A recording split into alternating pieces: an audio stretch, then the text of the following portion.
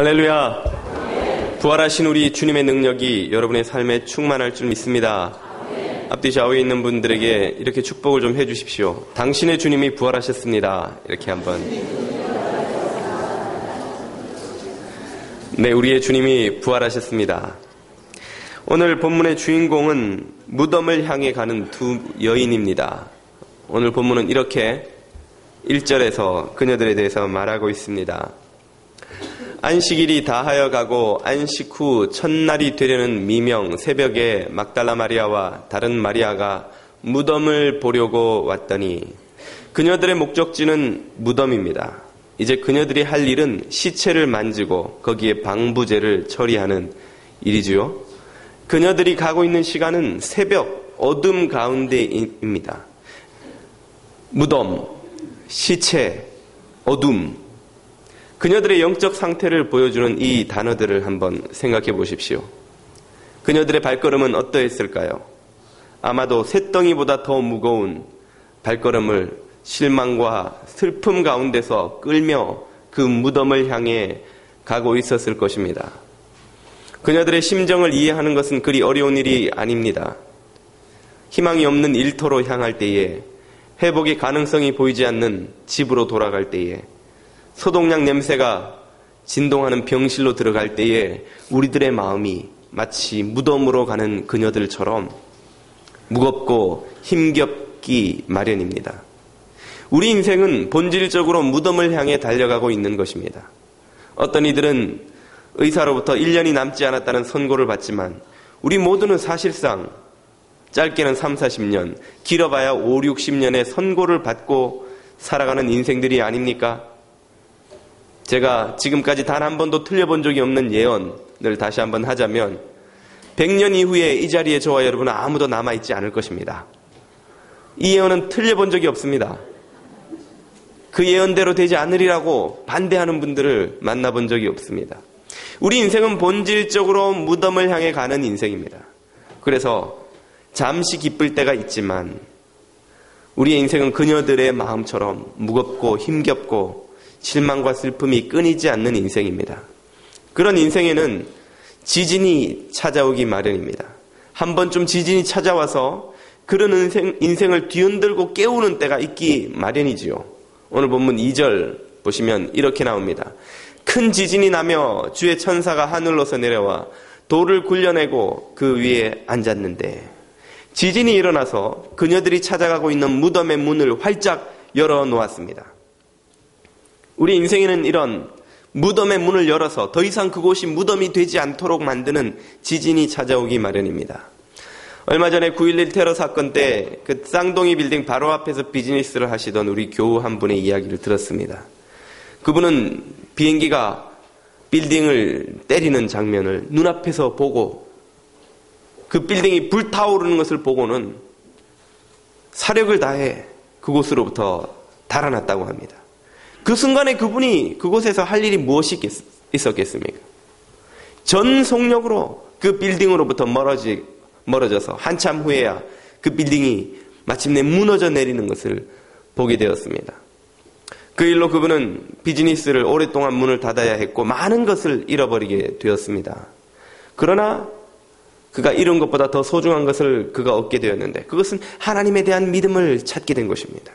그 어려운 시간들을 통해서 하나님께로 돌아와 방탕하던 자신의 삶을 회개하고, 이제는 예전에 그 부는 갖지 못했으나 하나님을 소유한 참 천국의 백성 되어 살아가는 복을 누리노라는 고백을 들었습니다.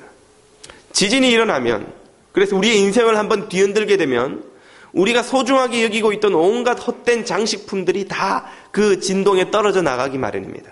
그리고 그 순간에는 우리가 잊고 있었던 정말 우리에게 소중한 생명, 그것만 생각하고 그것을 찾게 되기 마련이죠. 배가 가라앉아 가고 있는데 그곳에서 보물함을 안고 가라앉는 것이 무슨 의미가 있겠습니까? 집이 불타고 있는데 그곳에서 돈다발을 품에 안고 불타 죽는다면 무슨 소용이 있겠습니까? 그때는 사력을 다해 그 배로부터, 그 집으로부터 도망 나와 생명을 건져야 하는 것이죠. 지진은 우리에게 생명이 가장 소중하다는 이 진리를 일깨워주는 역할을 하는 것입니다.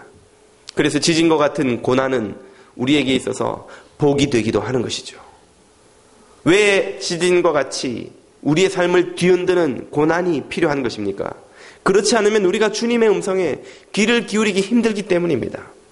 맨하탄에서 길 건너편에 지나가는 사람을 보고 여러분이 김 집사님 이렇게 부른다고 그분이 그 목소리를 들을 수 있겠습니까? 그 차의 소음과 인파들의 소음 속에 묻혀버려서 들을 가능성이 없죠. 그때는 소리를 질러야 합니다. 김 집사님! 소리를 지르든지 아니면 확성기를 가져다가 그분이 들을 수 있도록 큰 소리를 치지 않으면 그가 들을 수 없는 것이죠.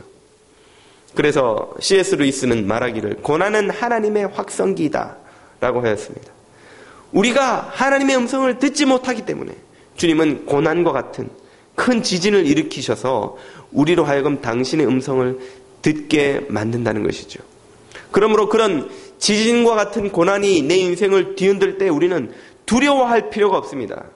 그것은 우리의 인생을 무너뜨리려는 지진이 아니라 우리의 인생을 다시금 세우려는 지진이기 때문에 그런 것이죠. 오늘 본문 5절에서 천사는 이렇게 말합니다.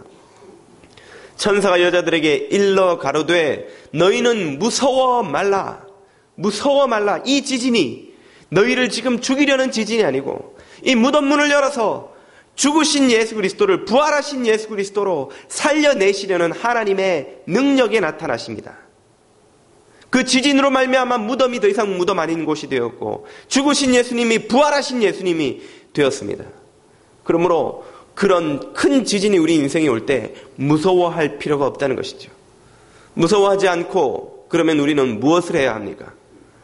천사는 계속해서 말하기를 십자가에 못 박히신 5절에서 십자가에 못 박히신 예수를 너희가 찾는 줄을 내가 아노라.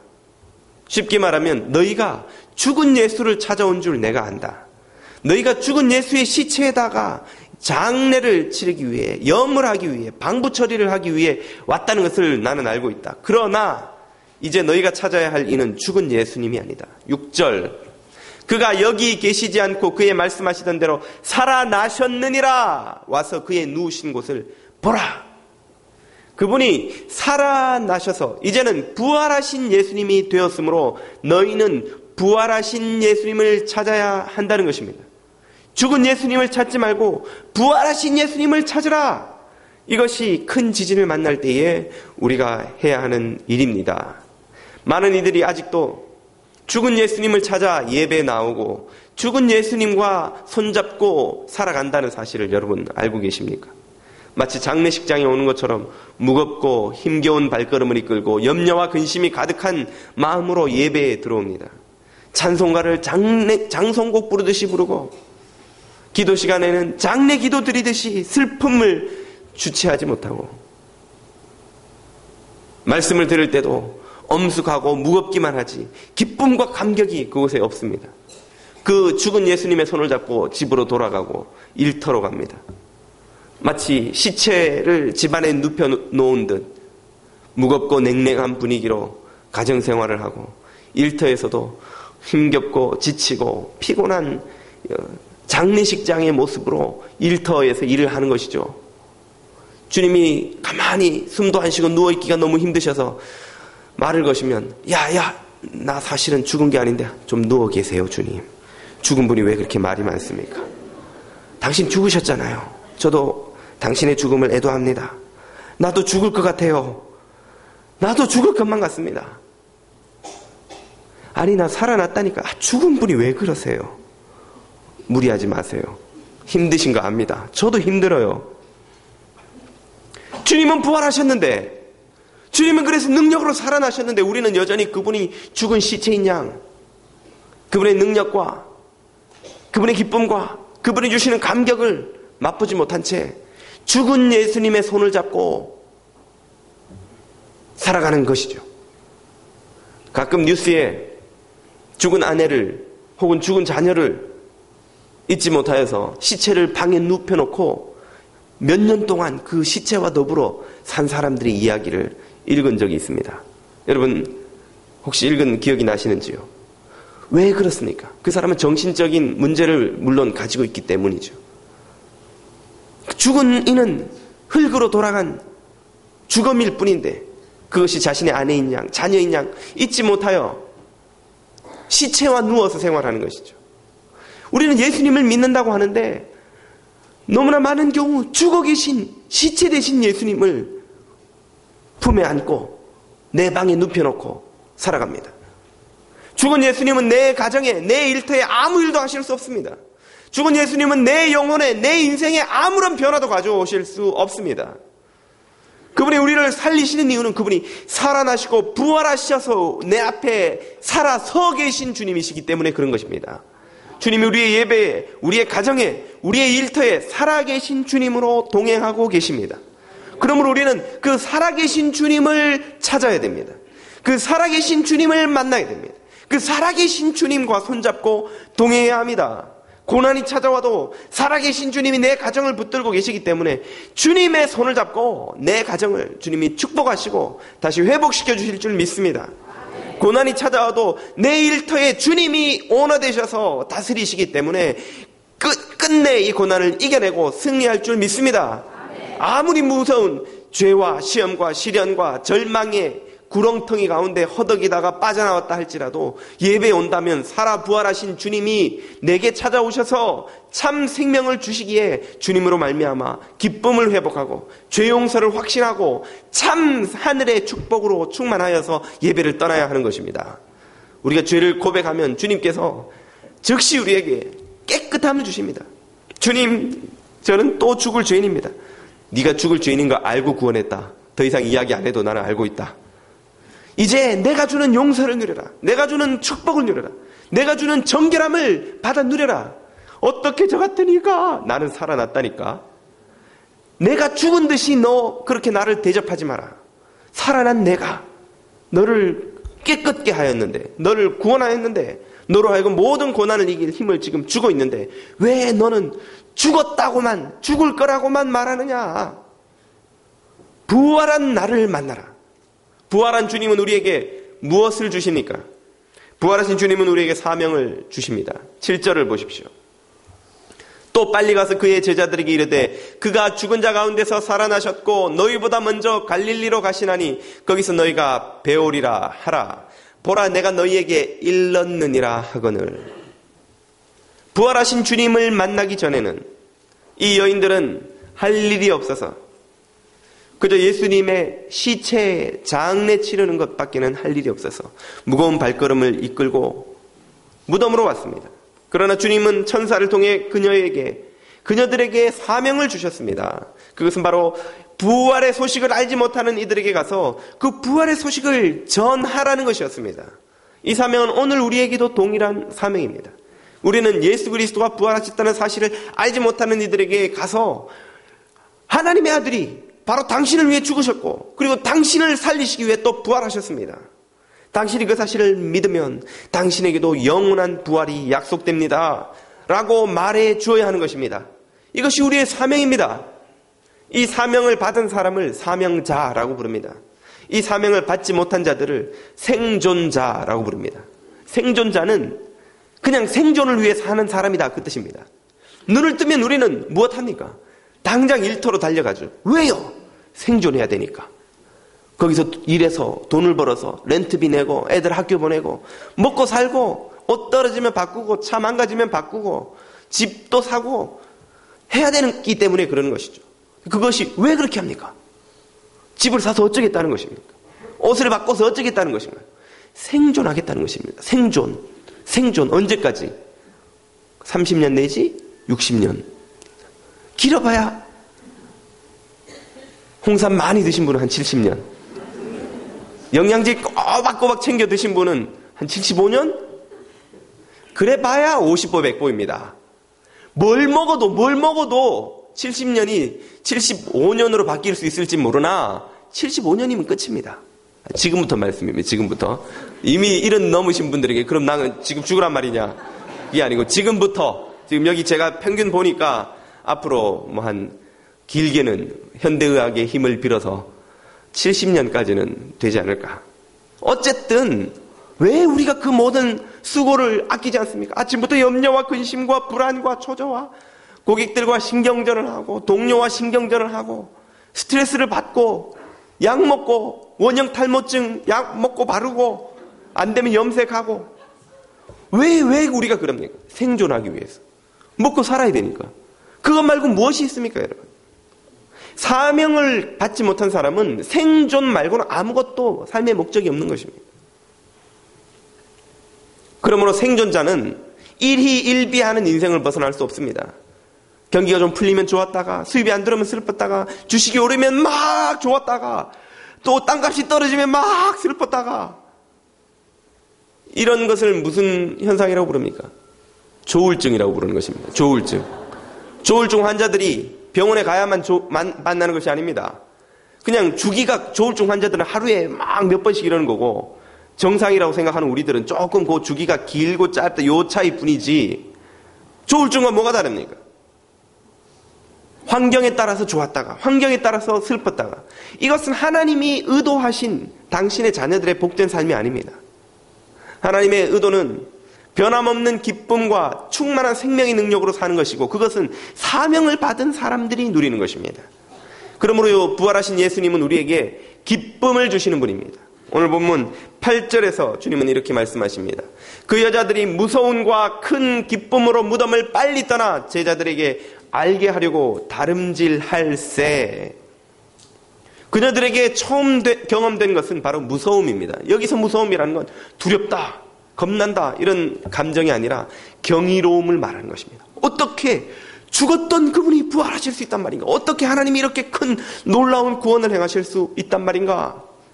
하나님이 어떻게 나 같은 인생을, 이 찌질이 같은 불행한 보잘것없는 인생을 택하셔서 그 놀라운 하나님의 구원 역사를 전파하는 도구로 삼으셨단 말인가?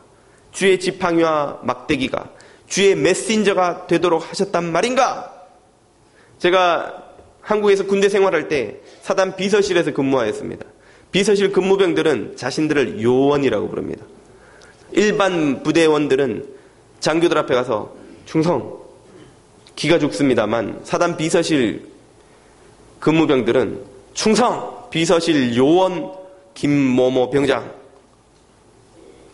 사단장님 심부름 왔습니다.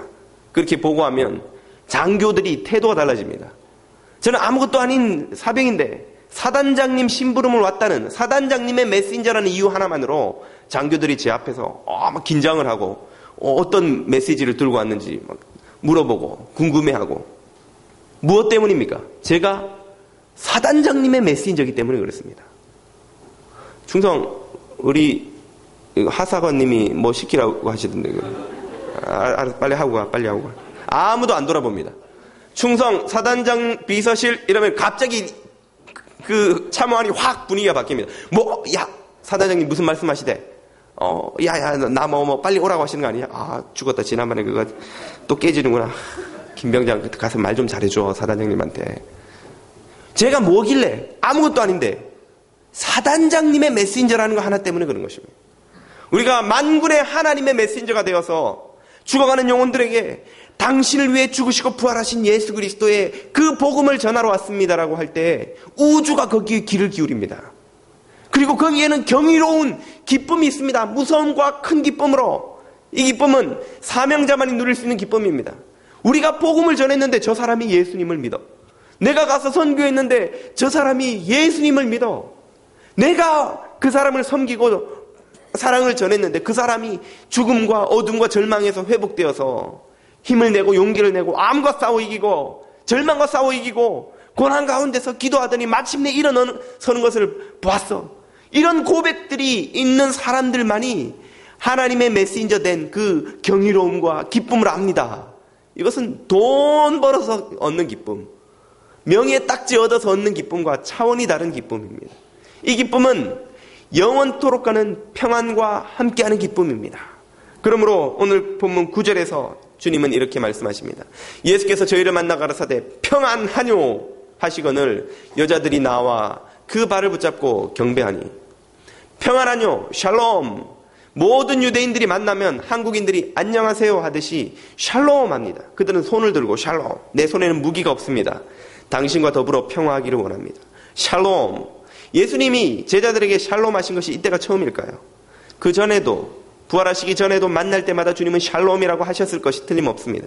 그런데 왜 이때는 굳이 복음서가 예수님께서 부활하시는 장면마다 제자들에게 평안하뇨, 평안을 너희에게 전하노라, 평안할지어다라고 평안의 인사를 하셨다는 것을 강조하고 있을까요? 그것은 이 인사가 그저 우리가 일상으로 하는 안녕하세요, 샬롬과 다른 의도를 가진 특별한 목적을 가지고 있기 때문에 그런 것입니다. 우리는 상대방의 안녕에 진심으로 관심이 없을 때도 그냥 예의상 늘 안녕하세요라고 인사를 합니다. 그렇게 하지 않으면 무례한 것이 되기 때문에 그런 것이죠.